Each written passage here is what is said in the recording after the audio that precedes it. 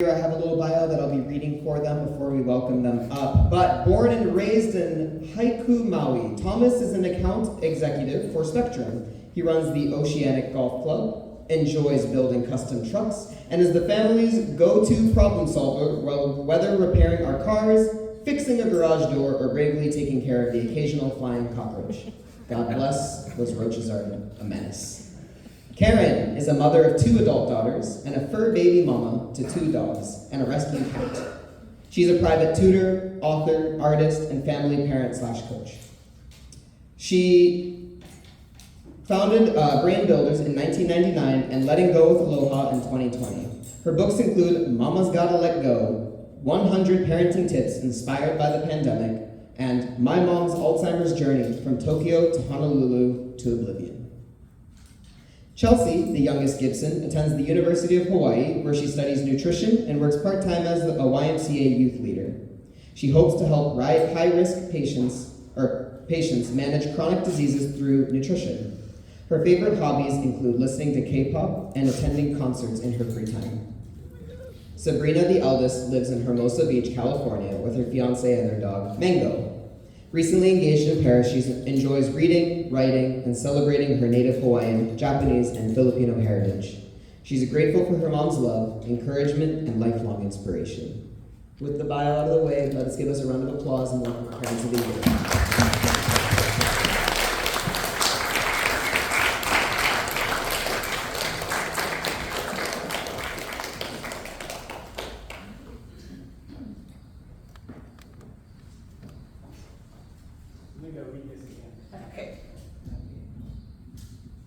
Hawaii State 2026 Parents of the Year Award, Mr. Thomas Gibson and Mrs. Karen Gibson, are to be congratulated on being nominated for their outstanding example of parental love and commitment to their family, and for the contribution they make to the community. Good parenting plays not only a crucial role in the happiness of families, but also in the health of society as a whole.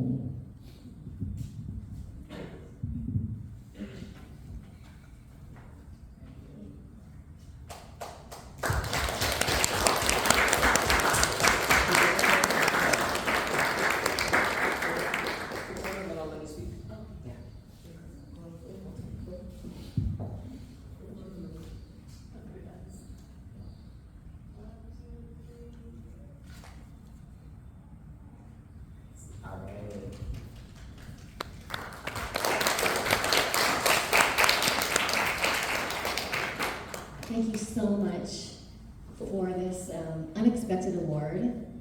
We never believed that we would be presented the award for Hawaii Parents of the Year. As you know, many of us continuously make mistakes, and we have made more than our share of mistakes with a 24-year-old and a 30-year-old. I think as parents, we are navigating an unpredictable roller coaster journey. And so I wanted to accept this award on behalf of all of Hawaii parents. I've been a family and parent coach, as well as a tutor since 1999, so I didn't realize that by helping and just listening to parents, giving them presents, that's all parents need sometimes, right? To just know, am I doing it right? We don't know. There's no book that helps us. There's no, but I think with community, I just love the energy that you folks have here, and just knowing that through support, when we face challenges, when we make sacrifices, at the end of the day, no matter how much our kids test our patience and we question whether we're even capable, right? When I told Thomas about this award, what? And I thought of all the parents out there that truthfully, we did not deserve this incredible honor. And looking at the past award recipients, we looked at each other and just thought, is this reality? I feel like this is a dream. But thank you so much, because at the end of the day, and since 1999, as a special ed educator, as a tutor, I've always been so passionate about supporting parents. So I know Dr. Nakama wanted me to share some parenting tips. Well, in 2021, I wrote 100 parenting tips inspired by the pandemic. It started off, thank you, it started off as just a few videos. My friend on Kauai said, why don't you just make a few videos offering a few tips before the, remember that time in 2020? My daughter Chelsea graduated in 2020, so we know that, with the virtual drive-by graduation, we had a lot of virtual learning. I did not want to continue tutoring because I fear technology, so I get really empathetic with the clicker. And then I ended up going, and I ended up making 100 parenting tips. They're on Instagram. You can check them out. Karen Casey Gibson. Then my daughter said, why don't you turn it into a book? So I wanted to share out of the 100. I thought, which tips should I share? And I think if you folks even implement one of them, it might help you, reduce the stress, right? I go to the YMCA and I notice that no matter how old you are, the grandparents are worried about the parents who are worried about the kids, and it's a never-ending job unless I think you have faith and you just, I think, trust the journey. So I'm going to share the 5 tips. The first one is let go of parenting expectations. And as an educator, I learned the hard way that it's not all about making sure your kids are prepared for that exam. Did they do the extra credit? Did you finish the homework?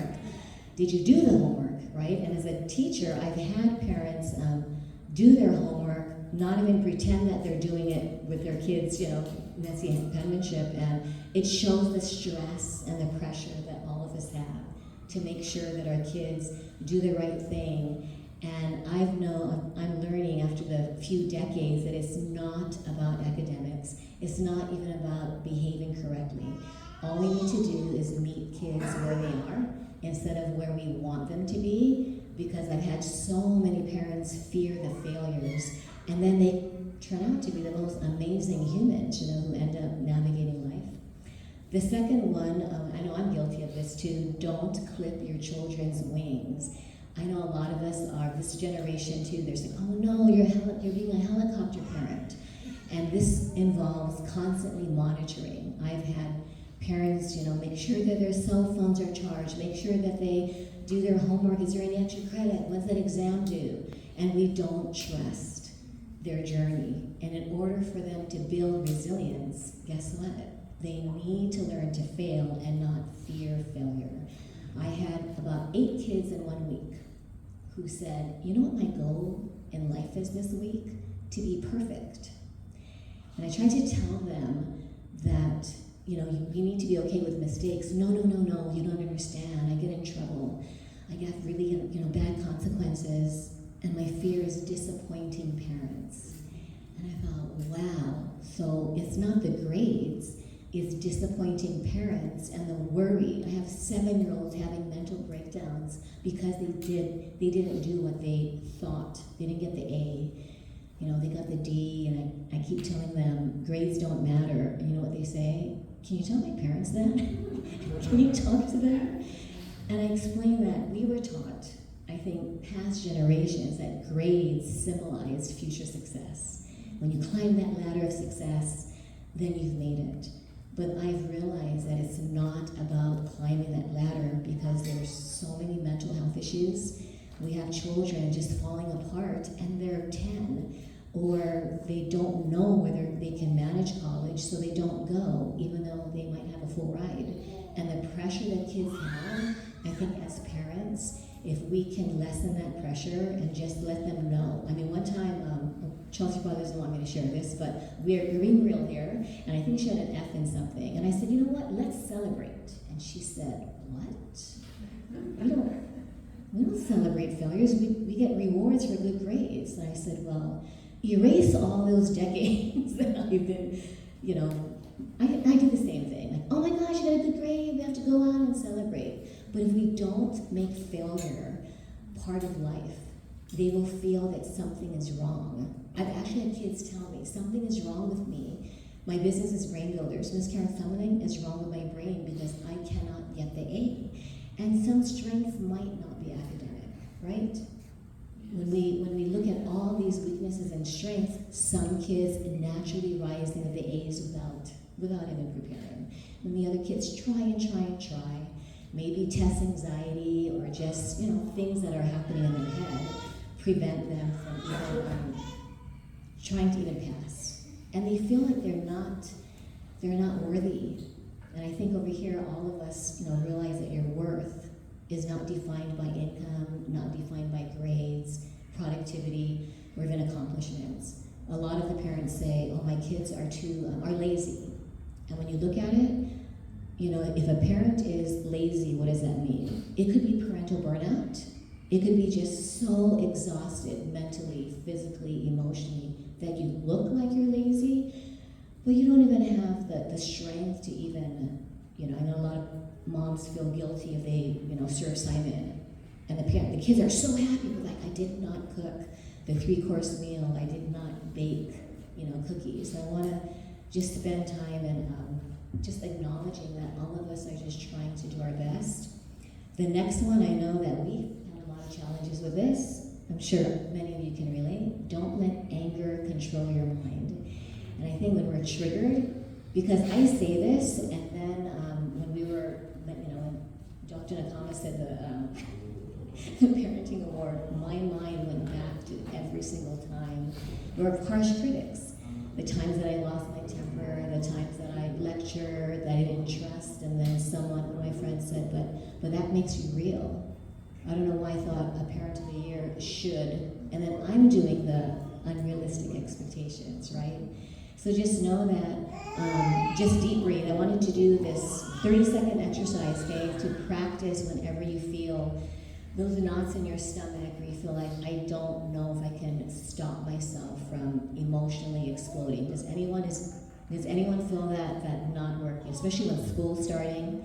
These parents are like, we gotta get the school supplies and we have to, oh no, homework is coming up. So I want you to just practice 3 deep breaths. So what we're gonna do is inhale, and then inhale a little bit more. I'm gonna count up to 5, and then we're gonna exhale like we're breathing or blowing out a birthday candle, just blowing through your mouth, okay? So let's inhale a little bit more, and then hold, and blow very slowly. Do it 2 more times, inhale a bit more, very slowly through your mouth. One last time, inhale a bit more, close your eyes if you need to, and exhale. I've tried this with kids who are having a tantrum, they don't want to be tutored, and it's amazing. Sometimes they might need 10 deep breaths, but once we center ourselves, right, whether it's through prayer, affirmation, or just letting yourself know, I have them say, it's okay, I'm safe. And it's funny, they're like, I don't know if that's gonna breathe, and they do this for me. You have to redo it. And you might have to do it 5 times, but until they do that, and you can even see their bodies go, are you okay? Yeah, I guess so. But just knowing that we can rely on something that's readily available. So whenever you feel the need to just like, oh no, I can't do this anymore. I had this parent say, I know I wouldn't do this, but this is how frustrated she was. She said, I feel like just running into the highway. And she said she wouldn't do it, and she prayed, but she thought, that's how I feel. And I said, I know. Sometimes life gives you like more than you think you can handle. But I invite you to just try those deep breaths. 2 more. This one is self-care, which I think a lot of us tell ourselves that we don't have time, we're too busy. But if we don't take care of ourselves and we operate on an empty tank, guess what we're teaching our kids to do? They're not going to have time, and they're not going to know how to center themselves and handle adversity. When I asked my Sabrina, Chelsea's sister, what's the one lie she was taught? She said to always be productive. And I don't know why I felt guilty, but I think all of us, you have the to-do list, you have to make sure that, everything is done. But I think we need to remind ourselves what's truly important, which is what Dr. Nakala is doing today, right? Just bringing families together, celebrating parenting, family. I loved when you said family is a school of love, because that's what we're preparing the future generation, which brings to the last one, which is don't believe every thought you have. A lot of my parents say, but and I've done this, oh my gosh, what if she's 30 and she fill in the blank, and they would say, but she's 7. I have some parents dreading high school graduation, and their child is 3. And you realize, wow, I was doing research on all about the brain. In every minute, we think 48 thoughts. Like as you're listening to me, you might be thinking, oh my gosh, what do I have to do tomorrow? It's Sunday, what's for dinner? What did I forget? What am I not gonna do? And this is all in 1 minute. So guess what? In one day, it's 60,000 thoughts. 90% are just negative. Oh my gosh, I should have done this. Why did I yell? Why did I? I'm supposed to be a good parent. I'm a parent coach. And then when you guys did this, I thought. So I said, can we at least for 24 hours, let's practice this.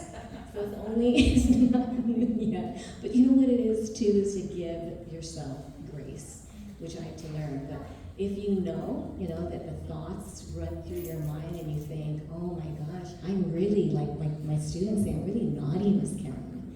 And know that they're not naughty, they're just growing and evolving. And so when you think about the next time you're frustrated with kids especially, their brains are not fully developed till mid-20s. And then you think about the childhood trauma, will they ever be at that point where they're emotionally mature, right? So just give them grace and know that I have a lot of parents say they're just so rude. They're rolling their eyes and they're so rude. But if they don't know how to handle their emotions, they're going to explode. Just like how sometimes, I know I do, we just find ourselves like, I can't do this, and then oops, I said what I wasn't supposed to say. So those are the 5 tips to recap. Let go of parenting expectations. Don't clip your child's wings. Don't let anger get the best of you. Please practice self-care. And lastly, don't believe every thought that enters your brain. So thank you so much.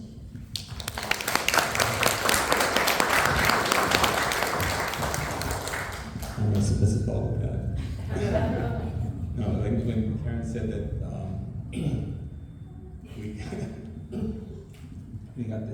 we're getting this award, I was like, what? And then she said we had to speak, and I was like, what? And she said, well, there'll be food. I'm like, oh. Food is love. But I do have to. I do want to acknowledge. We wouldn't be here if it wasn't for our children. So Chelsea, I wish everybody was here, to see this as well. But Chelsea's taking a video, so she'll share it with her. As far as being a parent and stuff, there's so much more worthy people in us that I can think of, and it's, you've heard the saying, it takes a village, to raise your kids, and it's so true. It's not just us. It's they're teachers, they're coaches, they're violin teacher, they're karate coaches and stuff. It's our neighbors, family, extended family. It's not just us that's shaping our children and stuff. So I thank everybody. They all deserve credit for that. That being said, that's it. Thank you.